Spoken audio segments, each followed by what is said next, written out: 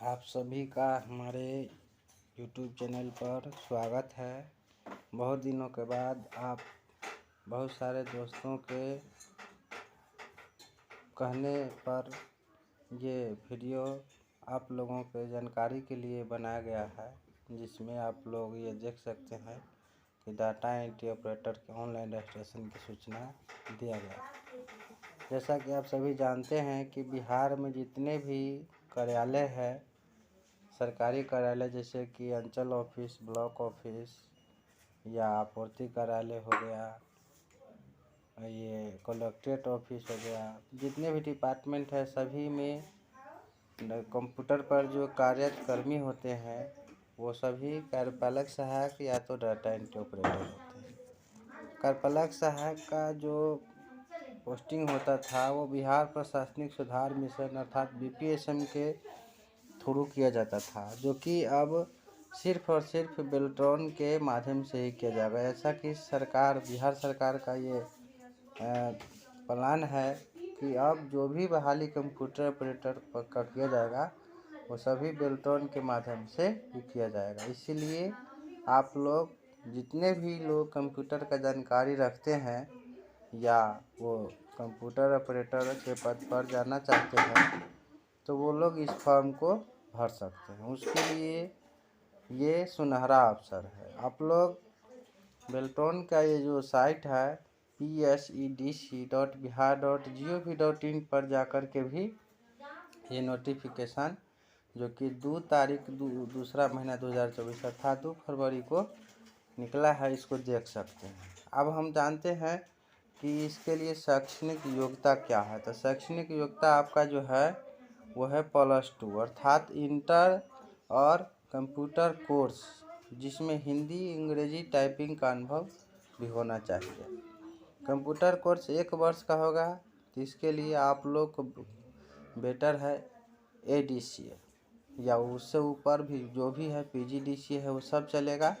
और उसके लिए है एक ऑप्शन ये भी दिया है, बिहार कौशल विकास मिशन के थ्रू जो 4 घंटे का DDEO का कोर्स होता है वो जो किए हुए हैं उसके लिए भी ये एलिजिबल है, वो भी इसमें फॉर्म भर सकते हैं। अब इसके लिए हम जानते हैं कि उम्र सीमा क्या है। तो इस फॉर्म का जो अंतिम तिथि है उस दिन तक में आपको कम से कम 18 वर्ष होना चाहिए, अधिकतम 59 वर्ष के लोग इसमें भर सकते हैं। अब इसका जो है फॉर्म का चार्ज क्या है, तो परीक्षा शुल्क आपको SC ST कैंडिडेट के लिए 250 है और जितने भी महिला उम्मीदवार है कोई भी कैटेगरी के है उनके लिए मात्र 250 रुपया है।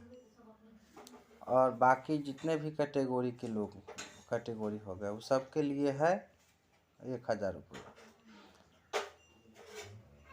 चलिए तो हम लोग आगे जानते हैं कि इसका आवेदन भरने की तिथि क्या है, लास्ट डेट क्या है। तो आवेदन इसका जो रजिस्ट्रेशन जो होगा, publication of notice for registration के लिए एक नोटिस अलग से प्रकाशित किया जाएगा 20 फरवरी को, और रजिस्ट्रेशन स्टार्ट हो जाएगा आपको 20 फरवरी से। जिस दिन रजिस्ट्रेशन के लिए नोटिस जारी होगा उसी दिन आपका ये रजिस्ट्रेशन शुरू हो जाएगा और रजिस्ट्रेशन चलेगा आपको 15 मार्च तक, मतलब आप लोगों को 25 दिन का टाइम दिया जाएगा। तो जितने भी हमारे दोस्त हैं, जितने भी युवा हैं जो कंप्यूटर की जानकारी रखते हैं वे सभी इस फॉर्म को भर सकते हैं। अब इसका जो सिलेबस है वो आपको NIOS national institute of open schooling का जो सिलेबस कोड है 336, ये आप NIOS के साइट पर जा कर के इस कोड के माध्यम से आप उसका सिलेबस डाउनलोड कर सकते हैं, या इसके वेबसाइट निगम की वेबसाइट BSEDC पर भी उपलब्ध है। इस सिलेबस का विशेष जानकारी आप लोग को हम अलग अलग वीडियो में दे देंगे। वैसे इस एग्ज़ाम को मैंने भी क्वालिफाई किया था 2019 में, इसका वैकेंसी इसका नोटिफिकेशन आया था। तो जब मैं अपना अनुभव बताता हूँ कि इसमें आपको 60 नंबर का कंप्यूटर से रिलेटेड क्वेश्चन ही रहता है, जो कि CBT मतलब कंप्यूटर बेस्ड होता है। और 60 को क्वेश्चन में से 50 को आपको कम से कम 50% नंबर लाना है, अर्थात 60 में से 30 क्वेश्चन आपको सही करना है। इसमें कोई नेगेटिव मार्किंग नहीं होता है। और इस बार का जो नोटिफिकेशन है इसमें दिया हुआ है कि आप लोग देख रहे हैं कि उसी दिन MCQ परीक्षा के पश्चात उसी दिन आपका इंग्लिश टाइपिंग का और हिंदी टाइपिंग का दोनों का परीक्षा लिया जाएगा, जो कि परीक्षा टेस्ट के अंतराल पर होगा। हिंदी टाइपिंग जो है मंगल फ़ॉन्ट पर लिया जाता है। मंगल फ़ॉन्ट जिनको भी कुर्तीदेव 10 आ रहा है वो मंगल फ़ॉन्ट आसानी से सीख लेते हैं। और इंग्लिश टाइपिंग 30 का स्पीड रहना चाहिए। अब है निर्धारित दक्षता पर सभी का जो कैटेगरी होता है उस पर 10% 15% का लाभ तो दिया ही जाता है। अब है कि सेवा प्रदाता एजेंसी का पैनल निर्धारित किया जाता है। जैसे आप लोग पास कर जाइएगा तो इसका एक पैनल बनेगा जिसमें 7,000 8,000 कैंडिडेट होंगे पास होकर के, और सभी का इसमें मतलब वो वेटिंग लिस्ट बनता है। एक प्रकार से पैनल बन गया। अब जैसे जैसे उनका यदि याचना आएगा दूसरे डिपार्टमेंट से, सभी को उसमें धीरे धीरे पोस्टिंग कर दिया जाएगा। और आप लोग इसमें दिया गया है कि फॉर्म आप लोग सावधानी पूर्वक भरें।